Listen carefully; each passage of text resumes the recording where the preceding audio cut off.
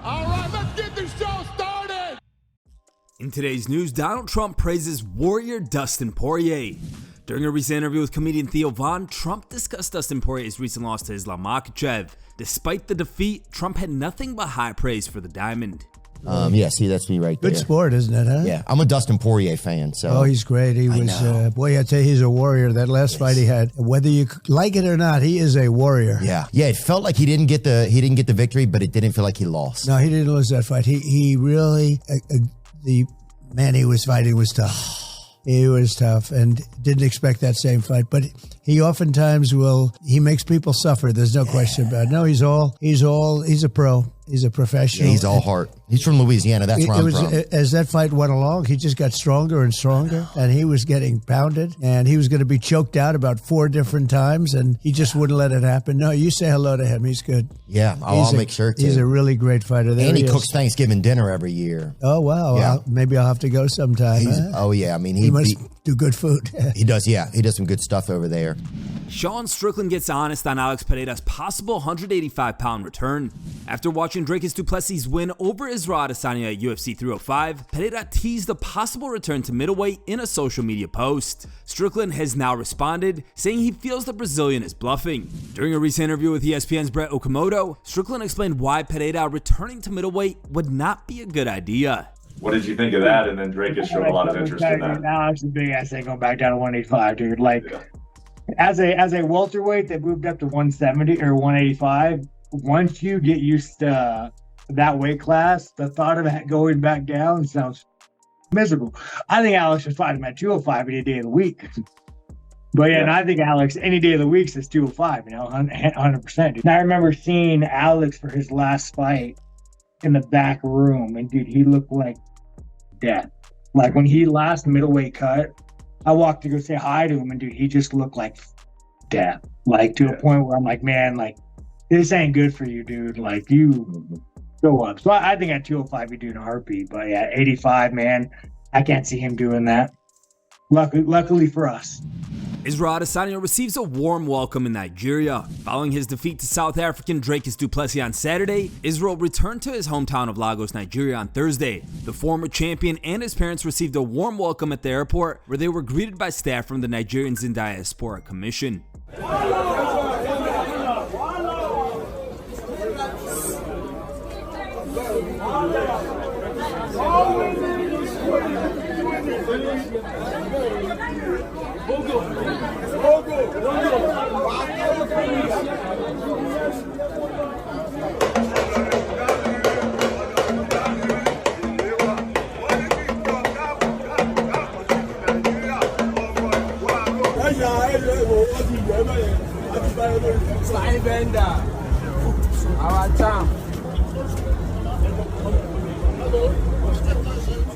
Presidential team. Come on. Bad guy. A UFC veteran gets arrested on kidnapping and 5 other charges. Former UFC fighter Casey Kenny was arrested by Phoenix police detectives August 16th on multiple assault charges stemming from a domestic violence call from his girlfriend's mother after discovering her beat up at his residence in July. Kenny faces a total of 6 charges for kidnapping, aggravated assault by strangulation, assault, and disorderly conduct. He has since been released from custody. Of the 6 charges, Kenny faces 2 felonies, Class 2 kidnapping and Class 4 strangulation assault, as well as 4 misdemeanor charges. The largest sentence he faces is the Class 2 felony, which has a minimum prison sentence of 4 years up to a maximum sentence of 12.5 years behind bars. Kenny has a preliminary hearing set for August 26th. The 33-year-old fighter hasn't competed since 2021 at UFC 265, where he suffered a defeat to Song Yadong. Kenny started with the promotion back in 2019, and while he's still listed on the UFC's website, his status says not fighting. Fans continue to troll Dana White for glazing Jon Jones. During a recent live stream on Instagram, the UFC president got trolled again. Dana was about to end the stream when he saw a "stop rioting" comment. Here's his reaction. It's up right now. It's live on Rumble right now. Tune in. Stop writing. When you say stop writing, are you talking about Jon Jones? Is that what you mean? Numbers don't lie. These are facts. These are facts, motherfuckers. Deal with the facts.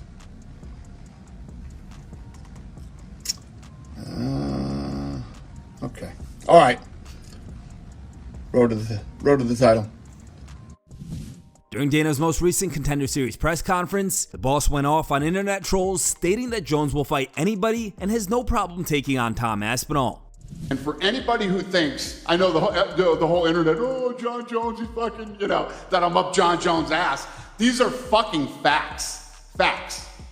And since everybody has been such douchebags about this, I'm coming out with a nice little punch in the face for all you fuckers that think that Jon Jones is the greatest of all time. Whatever your beef is with Jon Jones, knock yourself out. There is no way in hell that Jon Jones doesn't want to fight Aspinall.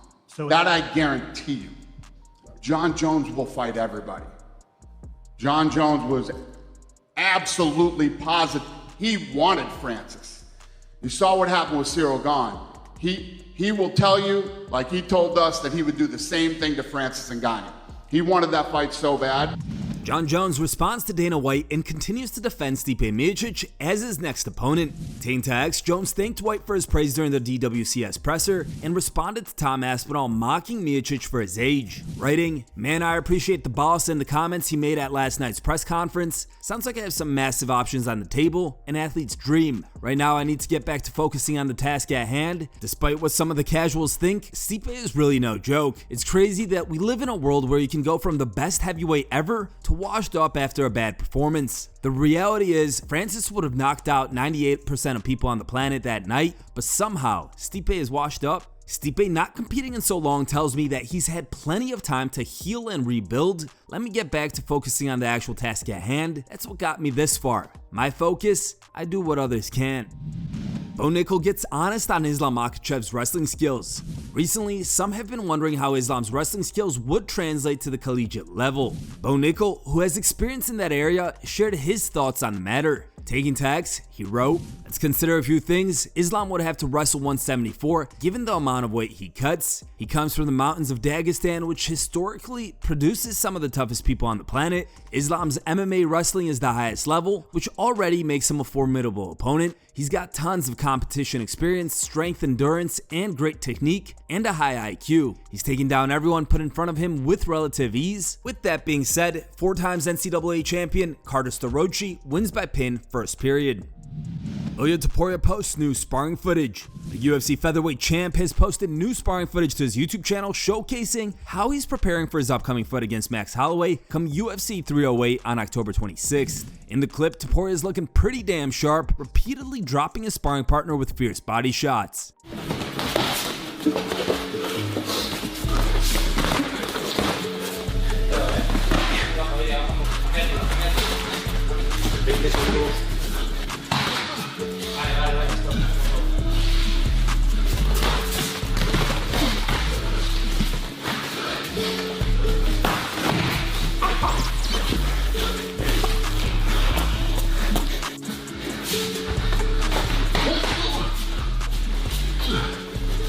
Arriba, abajo, boom, boom, y tengo confianza porque sé lo que...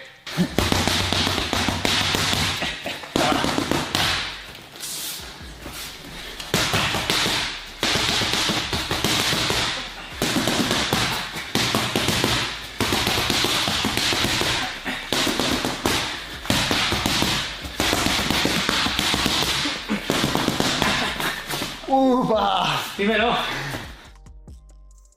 It's time for today's top memes. Third place was found over on X and was posted by Kashmar Media.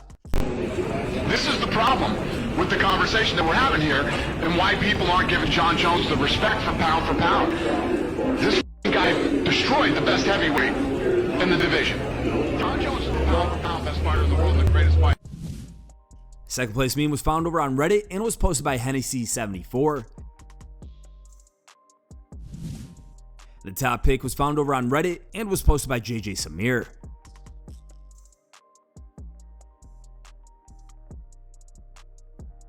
Thanks for watching. If you like the content, smash that like button and don't forget to subscribe to stay in the talk.